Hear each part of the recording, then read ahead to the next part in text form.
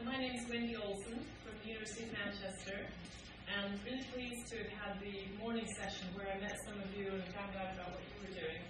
I would like to present on enriching social science with quantitative and survey data. A lot of my talk will be about flipping the classroom, as it's called. That's a handy name for some new techniques. But in fact, enriching the social science classroom isn't just about statistics, so it has a slightly different focus relative to teaching of statistics and quantitative methods itself. So I hope you'll find that helpful. I have to stress that a lot of this is a team task that's been running at Manchester University. There's 3 different grants that are associated with that, all funded by the Economic and Social Research Council. So you're probably aware, and I will mention some of those grants as we go along. So the points that I want to cover first is the shared curriculum innovation that the teams have been working on. My particular role is to lead the Research and Development Initiative, and then we have a curriculum innovation grant from ESRC. And we've had some comments and feedback now, because it's been running for nearly 2 years. I think it's 2 years in March, and it runs for 3 years altogether, so our project is still running, and this is work in progress. Then I want to talk about my own teaching innovation, which started around the same time, and was with more of the quantitative methods group, actually, because I am a specialist in methods and quantitative methods. And in that, I tried flipping. And then gradually the 2 things came together, and we all began to realize that promoting flipping of the classroom might be a helpful thing for pedagogy. So I'll talk that through and show you how the grades went up, but I'm not sure the satisfaction went up with that innovation. And thirdly, managing curriculum innovation. That has now emerged as a key issue for staff. So I think you'll enjoy that part about learning outcomes. And lastly, I'm going to argue that we could actually benefit from putting mixed methods into the curriculum more prominently in sociology and politics. So that's really a lot to cover, and I'll try and run through some of this. We have the PIPS project is the name we've given to Patterns in Politics and Society, and that's one of these grants, trying to expand the enrichment of the social science classroom. So a year ago, when 20 project leaders met across Britain in London, Stephen Fisher was there, we all agreed on the word embedding. Here it's enriching, inserting. What we were really trying to do is insert some quantitative methods or some quantitative data into classrooms that haven't normally had it before, like sexual relations sociology or the politics of ethnicity. That was really the aim that we had all identified. That is such a challenge because the staff in those classrooms aren't accustomed to it. They don't do their research that way typically, and they may not really want to. So we were trying to look at how and why that would work. The other innovation, however, in Manchester itself, there wasn't very much resistance. On the contrary, there were lots of staff who wanted to be involved. So we have 10 course units. I think it's gone up actually to 14 or 15 now, across politics and sociology, where the staff members themselves wanted to really try teaming up with statisticians, and then through that team work just try and bring more survey data into their class practice. And it's worked pretty well, I would say, pretty well. There hasn't been anybody drop out, for example, or pull away. It's more that the question is whether in the teamwork there's a dependency relation, that the sociology staff still don't really have the skills and need someone to help them. If they still have that need, then they can't update their materials. And that's always been a problem for sharing resources like slides. I'll give you my slides you're using this year, but next year the students would start to notice the outdatedness. And now we have QSTEP, that's our 3rd grant. The QSTEP grants across Britain, we have 20 of them. And we'll be having degrees which have the name with quantitative methods, so sociology with quantitative methods, politics with quantitative methods. And the degree paperwork hasn't been completed yet to know exactly which degrees. But I know that in addition to the 2 disciplines I've named, there's also criminology and linguistics that will be included somehow into these innovations. And there's 4 new staff coming on board sometime this spring. We also have internships and more reflective assessment. So that's just a quick run through of what our projects are doing. I've named here some of the core staff. I couldn't name all the senior and junior lecturers, because there's 20 or 30. But Mark Brown leading on the curriculum planning, Jackie Carter from MIMAS, who's been joining with us really leading on the QSTEP innovations, and especially internships and employability. And then Joe Waithen, Steph Thompson, Ian Lewis, Gerani Chandola. He's currently the head of the social statistics discipline. Kingsley Purdon, Brian Healy, he was the head of sociology at the time of this initiative starting. Andrew Russell, head of politics. Jen Buckley, Stephanie, there's a lot of people, really a lot. Some of those are assistants on the project.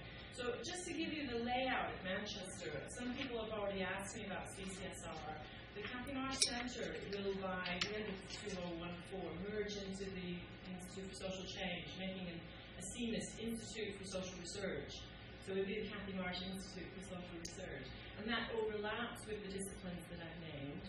And that in turn overlaps with the QSTEP Centre, which isn't restricted to social sciences. So neither is the Cathy Marsh Centre. Not restricted, so sometimes there's projects with psychology or history, biology, medics, a lot of university-wide work. So that just gives you the picture of it. Now the course unit names are listed here. I just wanted to read out a couple of these. Power and Protest, Sociology of Personal Life, I've worked on closely. The Politics of Policymaking, that one used a lot of macro data, so national data and also locality data and data at the level of the constituency. Whereas usually, when I talk about data, I probably mean microdata, where it's at the level of the individual. Engaging social research, the survey method in social research, data and media. So there's been some new course units, and there's been some of these traditional units that had more statistics inserted into them. And then we're getting feedback from the staff and from the students, and we're actually following a couple of cohorts of students through to see how they experience this. So we use surveys, interviews, relatively few focus groups, and talking with the staff. So the methods we've come up with for embedding stats and data into the classrooms include building bridges between methods. So, I mean, the obvious example you might easily think of in sociology is content analysis. So the student that's doing content analysis could be doing some quantitative methods with the data that they get by counting up the occurrence of themes in the documents that they're looking at. But building bridges has other meanings too, like scaffolding between, it could be sampling and representativeness, and the idea of representation, which is an idea in qualitative sociology about whether a representation is accurate in terms of the meaning that we attribute to things. So it turns out there's a lot of bridges between qualitative and quantitative methods that we could be stressing, rather than always stressing the differences between the two.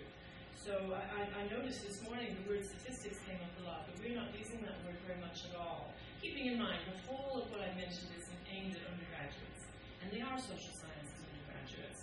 So we're not saying statistics, but obviously we would like to convert them over into a master's program where they start beginning to identify with being a statistician. But there won't be any undergraduate degree at the moment in social statistics. So although there's a small discipline by that name, we don't run our own undergraduate degree. And it's all very carefully and deliberately managed to be strategic in what we are doing. So what we learned from looking at the details of the classroom was that you need more practice. So students and staff need to practice the methods that they're going to use. And there's actually a theory of this in educational psychology, or theories of learning, about active learning. And one of the names for that theory is scaffolding theory, and the other is process. So today, I kind of got time to go into these in too much detail. We're running workshops on scaffolding. So I'll just explain it, and then you could consider whether to explore it further. You can always look it up on the internet. Scaffolding means building upward through the building blocks of learning. So we've heard mention of the central limit theorem and the sampling distribution. And the way you need to understand that in some conceptual and deep way, even a practical way, with your hands on it or your pen sketching, before you can move on to other forms of thought about inference. So scaffolding is moving upward the learning curve. But what we found is we also need to think about building bridges across into the other knowledge that students have, because it helps them feel more confident. So if they've learned about how to interpret meanings, then we could say, well, can we interpret this regression in terms of different meanings we could associate with it, or different ways of interpreting it? And that's maybe a little bit helpful, but maybe a little bit confusing for students. It's not clear yet, and it's to be seen, really. But I don't think that scaffolding is the only answer to the question. It's not just about getting more practice and moving upward, because every student in the undergraduate sociology degree doesn't aspire to become a statistician. They don't want to climb that ladder. They want to be an expert in media or or evaluating equalities policies. You know, something that's very practical and needs the qualitative skills. So the other useful thing is process. So process is a word from math. A process is a process combined with concept. And in the teaching of basic maths in a primary school math, they found out that what kids need is to practice, but there's a reason why they have to practice algebra or practice whatever it is they're learning. It might be division or fractions. It's because they need to learn to do it quicker so that they can move on to the next thought process. And doing it quicker actually is what it amounts to is giving a label to a process that you've learned to do. So if you've learned to do addition, then you can do long multiplication by doing bits and then adding them up, you see. So the process of adding becomes a part of the new process of doing multiplication, then long division, and it goes on like that. So scaffolding actually builds on this other concept that's more fundamental about process. And it's my view, it's just my personal view, that the people who are trying to bridge across from learning about heuristics or meaning, maybe they're doing social constructions or trying to think of the theory of how people are represented in the media, and suddenly they're asked to do statistics, well, they could be looking at how people are represented in a statistical data set, in a micro data set, in the census, and again then in the reports on that, which are the secondary and tertiary materials. So that there are ways in which these skills actually enhance each other. That's what I'm getting at. Rather than seeing the quantitative skills as so special and rarefied and inaccessible up the ladder, just seeing that we could bridge across into some of them. So I'll show you some examples. I'm trying to convince you. But I don't know if I've explained process well enough. You know, it takes a little bit of time to get into that and try it. Let's have a look, though. We'll go a bit further and look at some examples. So I'm going to show you some examples of materials which have been created for, I'll just flick through first. You get the general picture here. Those are all slides, okay? And these are things that staff on the team have helped lecturing staff to create.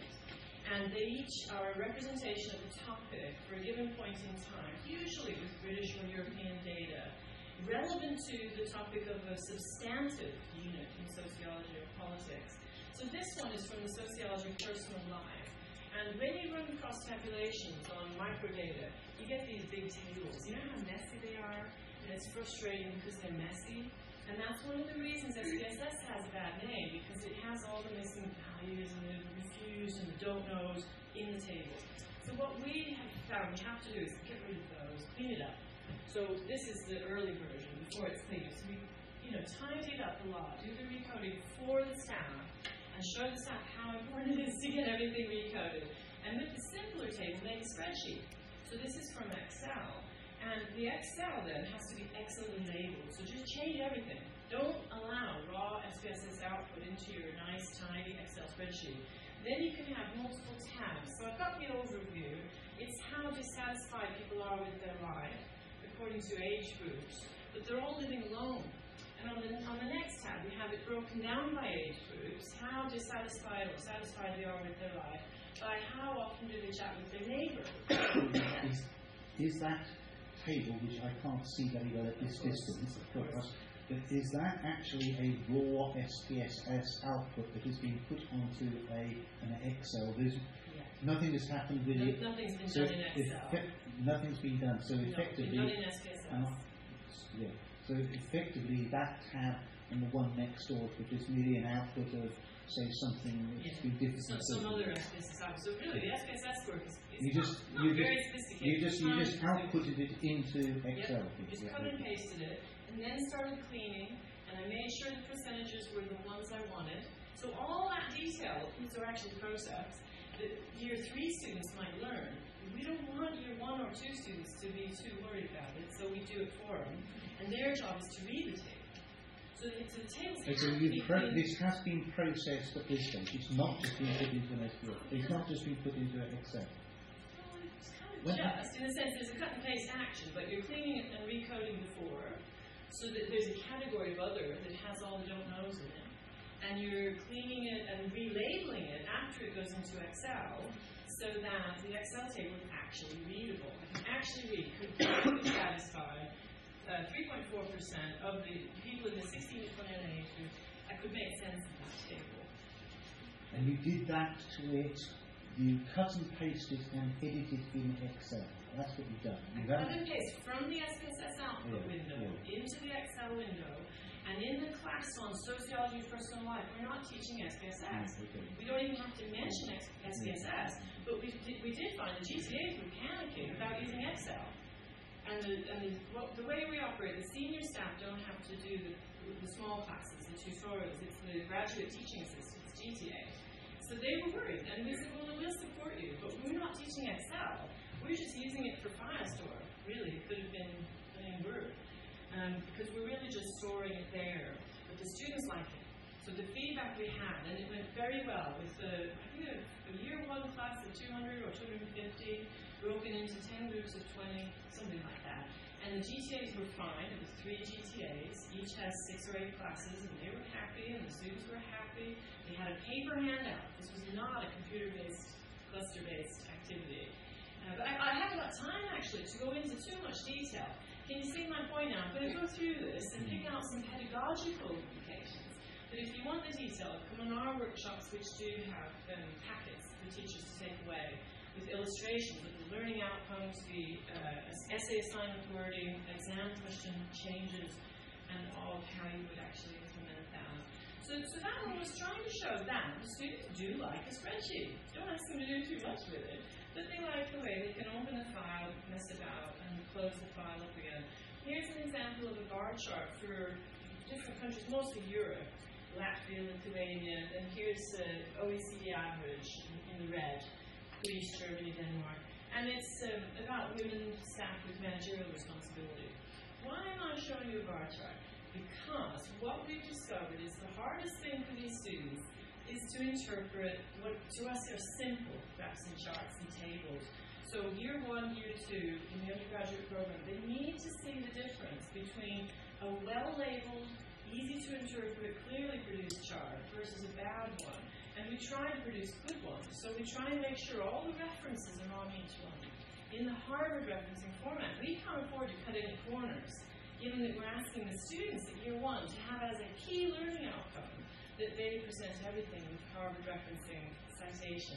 And it's hard with data, because these are the exceptions, aren't they? So we make sure all of our stuff has these labels, and obviously, good titles. There is a briefing paper on this particular set of materials. It's on social data for dissertations. So that's available on the website. Ours is called the STED website. So there's a place where you can look even now for some of this. Briefing paper 1 was about scaffolding. Briefing paper 2 is on these data. Let me just comment on this more complex stacked bar chart. It's stacked here with different kinds of sexual relations. This is for a different course on sexualities. We teach 2 whole units in the undergraduate beyond sexualities in year 2 and year 3. The year 3 one is more sexualities and culture, and the year 2 one is more on citizenship, identity, and sexuality. Something like that. And they're options. So we're getting into the optional work, and the students are chosen the option because they're interested in the topic. So on this clustered bar chart, stacked bar chart, there's heterosexual or straight, gay or lesbian, bisexual, other, or would you prefer not to say? And these more rare categories are broken up, are expanded up into 100 percentiles. So actually they're quite small and would normally be almost invisible. But here, by expanding them, you can see or test whether the pattern is different from the other patterns. And clearly, in some cases, it is. So the student then has to understand what these mean, which is the stacking of education degree qualifications.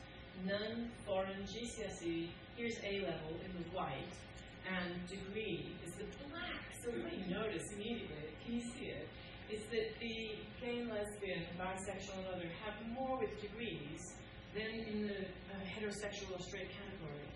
And that was the point we were supposed to get out of the graph, but many of our students would feel overwhelmed.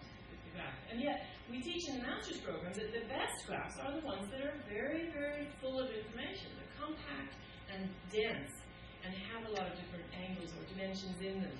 So, there's a little trade-off there. We need to start simple, but on the other hand, we need to bring the students up this learning curve. Well, that's scaffolding, see? So if the teachers know about scaffolding, then they can apply that to how the students interpret such a diagram.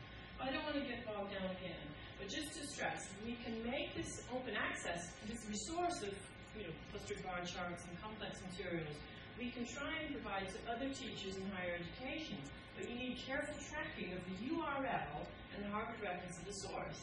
So we're trying to be really particular about the sources here. See that complex URL is the online location. And we're using Creative Commons licenses because the authorship of the site can get lost. Our staff don't feel too concerned about having authorship, and yet we feel there should. So we found a way to indicate authorship. Very typically, it's a team activity. Somebody's done the data download and the data subset, and somebody else has made a beautiful bar chart. Somebody else has worked on the labeling and the Creative Commons licensing, which, by the way, hasn't been put on here yet. Our project is still working through. You'll see a little icon showing Creative Commons once it's done, as you'll see on the podcast for this. So that makes the whole thing open to everyone to use and just cite SDET, basically. So we're really getting somewhere with knowing what we want to do. Now here's the feedback. Student usage of the various methods like histograms, bar charts, mean, median, and mode were assessed. Right? We used a questionnaire. Hundreds and hundreds of year one students have filled in this questionnaire, and many students expressed willingness to use these methods. Some of them had experience with it. Some of them, I think, were recollecting their GCSEs from 2.5 years before. Almost none of these students had the A level in math, so they hadn't studied math for 2 years. And that's the difference compared with Canada and America, where they have at least some math training. The staff, on the other hand, also filled in similar survey instruments anonymously, and they had much less experience. In recent years, they hadn't really been using these particular methods, even these simple ones like histogram. They just weren't in the habit of presenting those. So then the staff just said they did want to use them, but they hadn't got in that habit. And we think that one of the reasons is data used to be hard to get. It used to be you had to sign something, send it in the post, and you had to know what you wanted before you asked for it. Do you remember 10 years ago? And now it's just a few clicks and you're through and it's come to your desk. So it's easier now to be able to get the data. So I think the staff feel more positive that they'd like to move into this. And the thing, though, that staff are most concerned about is the confidence level of the students. So while the students are ready to try, they're willing, but the staff are saying that they're not that confident. So if you have these, say, this line graph, would the student be confident to say whether this trend was different from that trend? And I want to suggest a way of handling this sort of issue. But everybody in year one should get exposed to all these kinds of graphs. That's a simple point we're making. If it was a campaign, we would be saying every student should see a line graph, a chart, and a table, and be able to really analyze them and interpret them critically. Finding a trend is hard, so you might be better off just taking points and then drawing a confidence interval around the point. That might be a better idea, especially if it's sample data rather than national administrative data. So we think in year one it'd be enough for the students to look at the graph and interpret it without any confidence intervals. In sociology or politics, that's good enough. That would be good. In year two, they should have an idea of this margin of error or confidence interval. How significant is the difference between that and that? And even that, we should be able to check whether that's significantly different from that. Because if it was a tiny sample, it might not be. It might just be by random chance that it would come out that way. And in year three, asking students to do the confidence interval. That means using SPSS in a sensible way, knowing about standard error and how it's different from standard deviations. So our master's students certainly do all that. We have a variety of masters with research methods focus, but it's hard. It's not something that comes naturally to everybody. They have to practice it. In terms of practicing, what I'm committed to is active learning. So it isn't just that the staff tell them, go do some exercises. It's more like promoting an arena of learning in which exercises are encouraged. Passive learning is really out of style. Reading and, using a highlighter pen. 20 years ago, that was a recommended way of learning. But it's not now. It's more like people should talk about what they've read. They should have little study groups to read and study together, go through it and ask each other questions. So the problem is, how do you do active learning if your class size is 220? So I'd like to talk now about my own experience of a large class. It was possible, actually, over 3 or 4 years to reduce the size of that class to 230. But either face-to-face time, who gets real meaningful feedback. So I'm going to talk about flipping, which I tried without really anyone telling me what to do. I just knew that I should use active learning. So the old method that the person teaching the course before me used was to have a lecture, SPSS practicals, a tutorial, an exam, and 2 little assignments. That's probably a familiar recipe. The exam was fully multiple choice and, really very scary for the students. And then I decided that the exam should be slightly reduced in its weight to reduce that stress a little, and that they should write a learning journal so they would reflect on their learning. That was so alien to these students, and I really had to force them to submit that. It was just a page a week, and by week 6, many students had done nothing. And I said, well, go back through. And then some of them just wrote all their bullet point lecture notes in. I said, no, that is not reflective. So we went on the web and I showed them all these websites about reflective learning, and also gave a little more weight to the assignments and the learning journal than in the past. I've used a visualizer, which is it's a mechanism, it's a machine on the desk near the computer, but you can put a book in it or any diagram. You can use your hand on a piece of paper, and the whole thing is displayed there in full color. The visualizer is very useful for ad hoc work instead of a flip chart. And on the visualizer, you could write a quiz question. So what in some books is called flip chart quiz is a sudden intervention where you stop teaching and you ask them to do something and ask them to get the answer. So you could write down, would this t-test be significant? T equals 7, And because this class was actually about applied statistics, we were doing things with t-test, chi-squared, Kendall's tau, and the students would be capable, but they had never been challenged like that. And I was looking at this tiered lecture theater, and they thought I was crazy. I also created lecture seating groups of 4. I just said to them, you're in your seating, you sat near your friends, meet your friends, introduce yourselves. And that was unheard of. And then I asked them to sit in the same broad seats in every lecture so that they would get to know those people better. And then when there was a question, I would ask the groups to write the answers and put them on cards as a group. And I'd collect all these cards. And so I was going around the classroom and coming back to the podium 4 or 5 minutes later. And now this woke people up. This had the effect of, making them realize they couldn't sit on their phone or read the newspaper or sleep. And somehow I just changed some of the mechanisms in the classroom like that. So we basically had activities. And I've now learned that it's probably better to call this like lectorials. If it's a large group like that, if they think it's a lecture, I'm making it more like a tutorial by having exercises for them to do. In fact, some of the exercises were in the slides. So we've talked about slide content. Besides bullet points, you can have an exercise. Here's a bar chart. How do you interpret it? What would the test be to test whether one bar is really significantly higher than another? And ask them to actually write the answer down. But if they all write it down, you're going to be overwhelmed. So it's 1 in 4, every 4 students. Well, what I discovered is your large class has a fringe, and the fringe are alienated. They come late, they're half asleep, they don't really want to be there. In the center are the keen students. So if I walk around the fringe, I find out more about these people. And I've had some amazing, short, whispered conversations in the fringe of my lecture hall, where someone has trusted me enough to say, I'm lost, which book should I buy? And that's the question that they have that day. They got their question answered. So it's a little bit more informal in the lectorial. And I think in the future I'll try and flag all this up to the students at the beginning. I didn't really tell them. I didn't think I was doing an experiment, but I was. Of course, we also have the Blackboard virtual learning environment. So there was a lot more material on the web, which they had to negotiate. And I was trying to reduce paper because of my green ethics. So altogether, it was a classroom which was strange to them. But what happened was, I'll just show you the grades. The grades went up massively in 1 year. And the class was 220 with a histogram like that, showing a very mediocre range of grades. That's the cumulative histogram, by the way. And then the next year, with 190 students, hardly anyone failed or got a third. They were all 2 2s to 1 distinctions, including the balancing over all these 3 or 4 pieces of work. You could have labelled the charts of effect. I see there's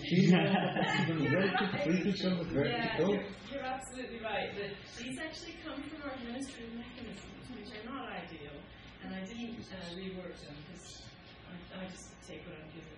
Because if it's for administrative purposes, it's actually not for me. but you're right. These weren't for students to see. So the grades all went up by about 10%, and I was amazed. I thought somebody had stolen the exam and then handed the answers, and I think someone suggested it in the morning they might memorize all the answers. But that wasn't it. And there were still, there was still a range of marks, but very, very high marks. Was it statistically significant? I haven't seen any. Tested. I've never seen a well, that's what I'm actually interested to see, since you're actually making claims on this, and if you flip that back, and you actually. But the trouble is, right, this is not a sample. See, I teach people not to test a number. It's just a number. So, average grade 70% overall in that class in that year, and that this is the grade in that class in the previous year. I would not do anything to do with statistical testing on that, because there wasn't a You're sample. making statements about that. There are certain things which are emboldened, yet, and you presented it that way. 70 is higher than 62.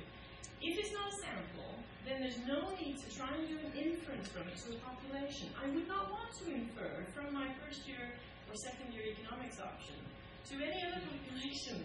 And if I'm not doing inference, I'm sorry, but I'm kind of using this as an example to illustrate that what they're learning in a statistics class is when to do it and when not to do it, and how to make that key distinction. Here, these are not random samples. These are people, most of them have A-level maths, so it's not at all a random sample.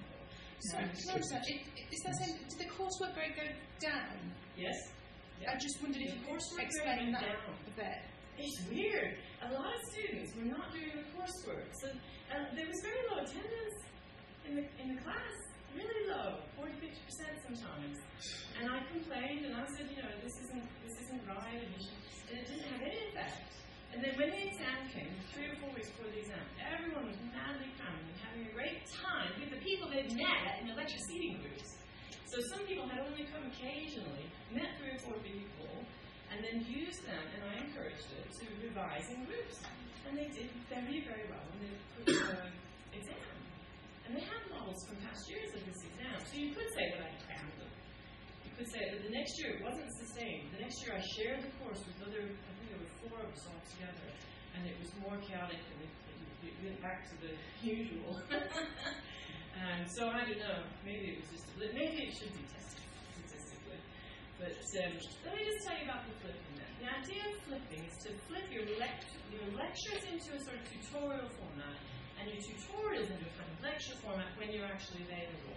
Now in Britain, we usually can't afford to do groups of 20 for lectures and then repeat the lecture to another group of 20. So we can't flip in this context, because we have to delegate to somebody else the responsibility for running that little tutorial. Isn't that right? So the delegatee is in your team. It's either a graduate assistant, usually a PhD student, or some other member of staff. And they can discuss with the students what they've learned, or they can do problem sets or whatever. The one I want to talk about here is the difficult one, the large lecture. So my advice is, have a work plan for this large lecture. Instead of it just being, I have 40 slides, every slide 1.5 minutes, they are. That's not teaching, actually. That's what the book writer did when he wrote his book, 1 page per topic. So the books are available.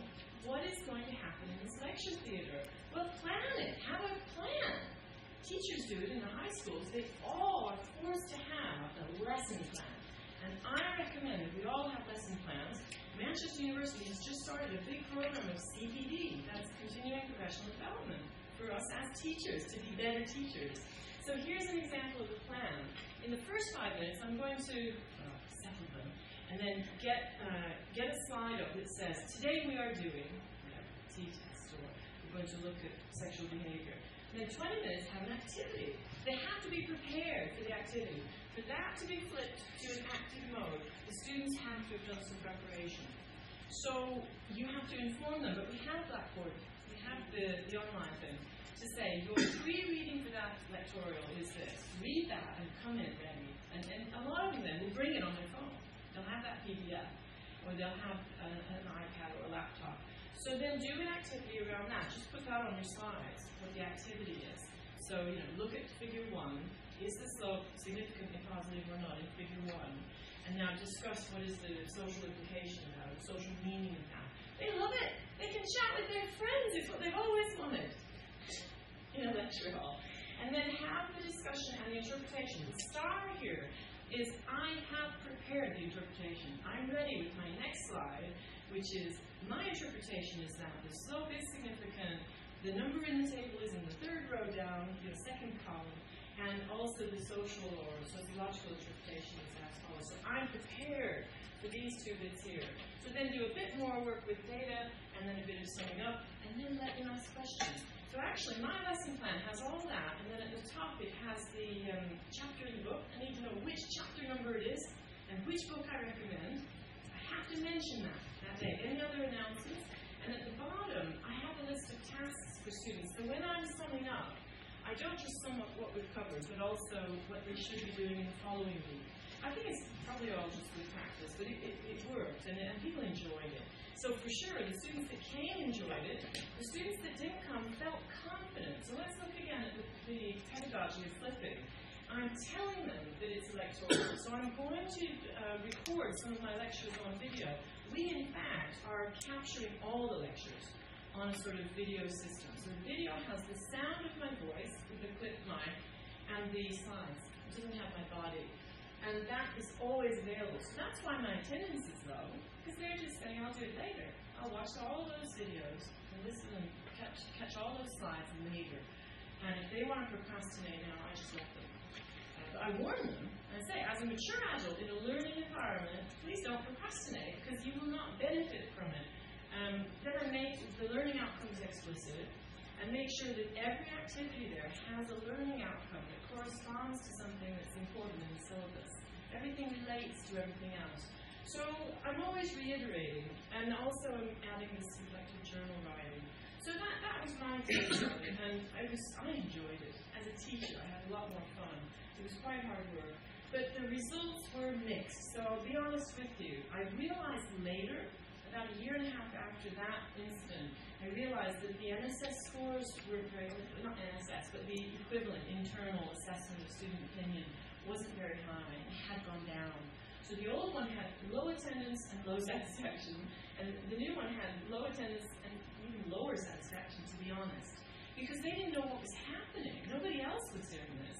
Now we have Ralph Becker and others are all promoting flipping, and I think it'll get easier to do it. But the students liked having the lectures on video. They really liked that, and especially those that don't have English as a first language have been very happy with that. We had a strong revision period, and we had stronger peer support for learning. I found out later, it's very well established now, that peers are a useful resource for learners and a good way to get them to, say, stop visiting YouTube often. I wanted them to visit me, and in that year I noticed they had queues outside my door. Yes, in the second half of the semester. And I just restricted the time very strictly and made them manage the queue. And I would say to them, well, we've only got 40 minutes, so do you want to come in 2 groups of 5, or do you want to rearrange to meet me another time? And most students don't want to rearrange. They're happier to sit together with other students and share the fear that they feel of being in the staff office. So all that is just pedagogy. It's just straight how to teach.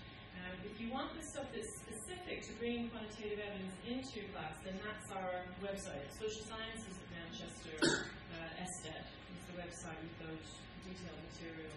We haven't really got all the packs up yet with the Creative Commons licensing. We also made some videos. So I've done a few 5-minute videos. They're only 4 to 5 minutes, just talking about flipping, talking about bringing the quantitative methods in. And then these are the names of the workshops that we're doing. So just to let you know that there's a workshop on the politics classroom coming up. We haven't got the dates yet, but we will circulate them. There's embedding quantitative data in sociology classrooms, and there's the how to use more data in dissertations. So, you may find that useful. So basically, the last lesson I want to bring out now is about managing curriculum change. It's really useful at the moment for people like you, because there's a lot of change going on. So the staff needs support through curriculum change, and the students need support. So let's just think. There was a point early on where we thought the Researcher Development Initiative, RDI, we thought that was for quantitative methods only. But as the people got together who were working on it, we realized it wasn't for the specialists. It was meant to be about the embedding and widening and broadening the use of QD. So we now are using the phrase QD a little bit more than QM. Because QM teaching, it's a specialism in its own right, and it's already being handled. It may be extended or improved through the pedagogical work, but the real question was to change the curriculum where there wasn't any survey data at all. And then the staff said they need support for that. The students need support because the idea of using quantitative data causes fear in some of the students. And I want to give a little bit of evidence about that. Because now with QSTEP, we're taking it all further. So it was originally just a quick project to try and widen the views. Now we're looking at actually having new degree programs that have the word quantitative or statistics in their degree titles.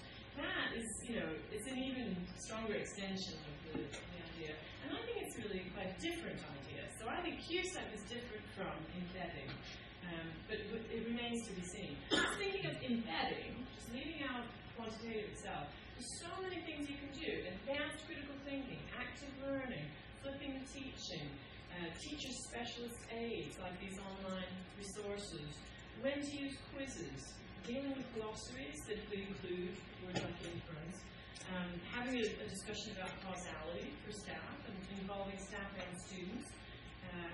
There's a lot of things that you can do in any classroom. Even a classroom on media or linguistics or criminology, they can all benefit from having these things with the quantitative angle. So the general view that we've taken about embedding is in year one, we want all the students to be a critical reader of data, like reading those graphs pretty passively, but then somehow actively being critical of it. And then year two, being able to make graphs and tables and being able to illustrate and maybe introduce the dissertation with the quantitative section. And then only in year three, perhaps using microdata and rethinking, and you know what's missing in this plan? This is a sort of reader, maker, user approach to the scaffolding that students go through. But what's missing is the old survey in the street. Remember that we used to send the students into the street or the canteen and say, right, do a survey with a few people who are not at all representative of a population that's not at all well qualified. And the questionnaire usually was really bad and too long. And it was fun, but I'm not convinced that we really got that much of learning out of these surveys in the street. And there are better ways to do it. Some of the colleagues have been doing it in surveys in the actual classroom. So getting everybody on their mobile phone to answer survey questions very quickly. Just 5 minutes, right, answer these 4. And then what you can do now is just flick that up onto the screen. So the general run of attitudes here is as shown in this bar chart. You could do it with MB clickers, is one word for it, or there's a number of little web apps now for collecting opinion on that, SurveyMonkey even.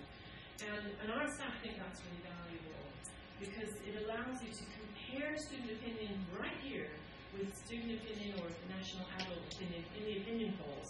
And that seems a more valuable exercise, saving all the ethics of sending people on the street. So the trouble is the confidence level of students. So the staff impression, this is from an interview. We want to embed some quants in this course. We decided that we make the last tutorial hour much more workshop-y, and they'll all set up into small groups. So what she's saying is even in a group of 20 or 12, break them into groups of 4 and let them actually work on something. We produce tables and line graphs as trends in political participation and also about attitudes. So do you trust the government? Do you think people that lead,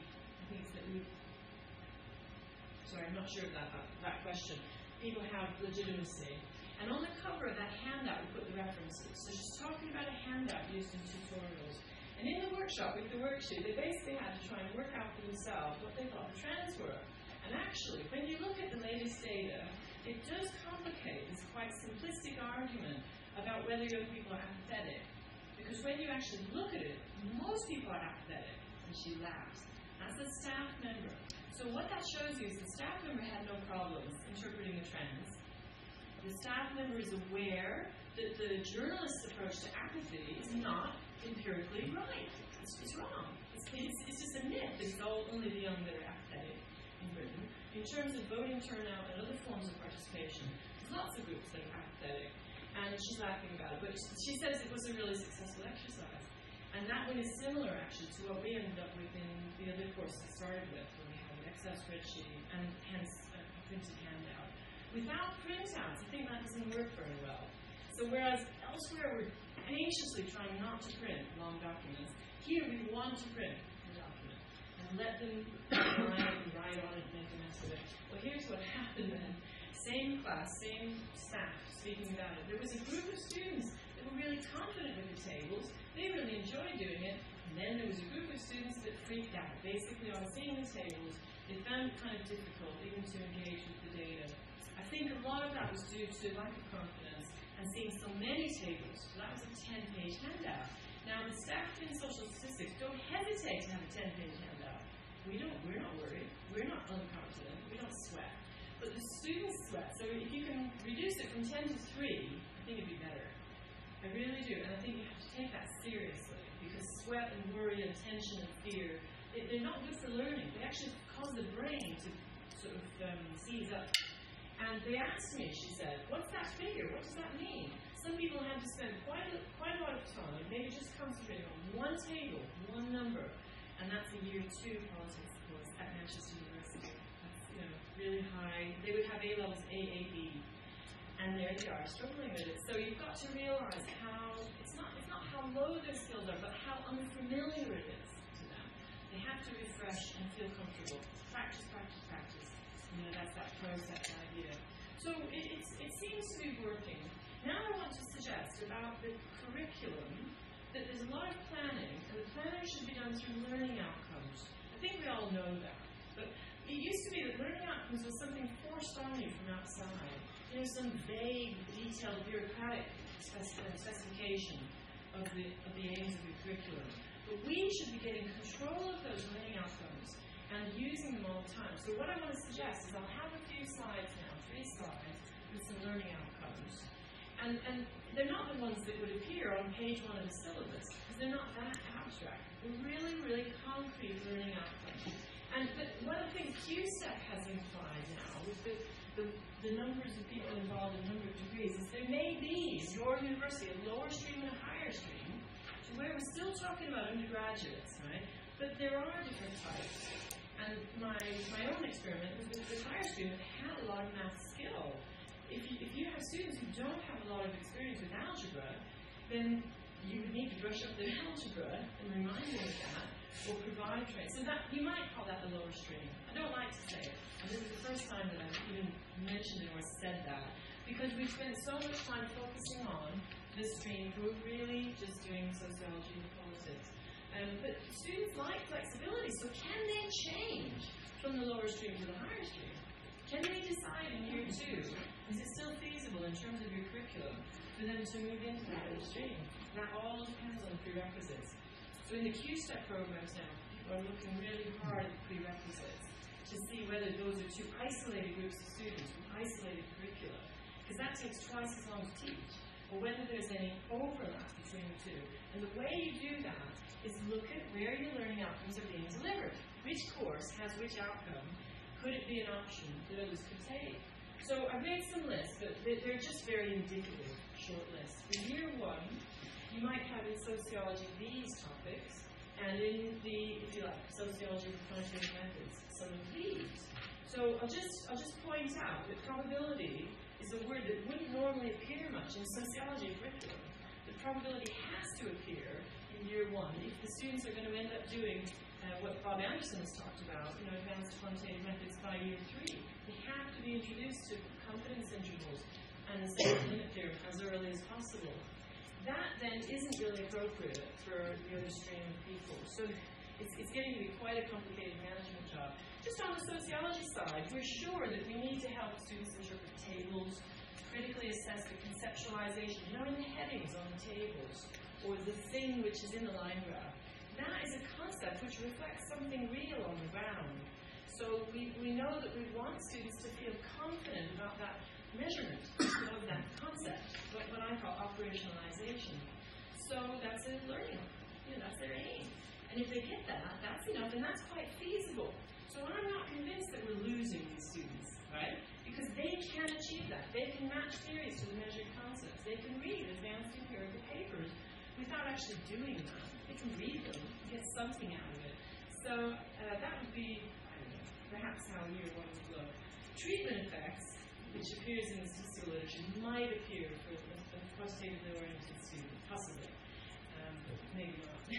Then I've got year 2 and year 3. And I'd like your comments on these.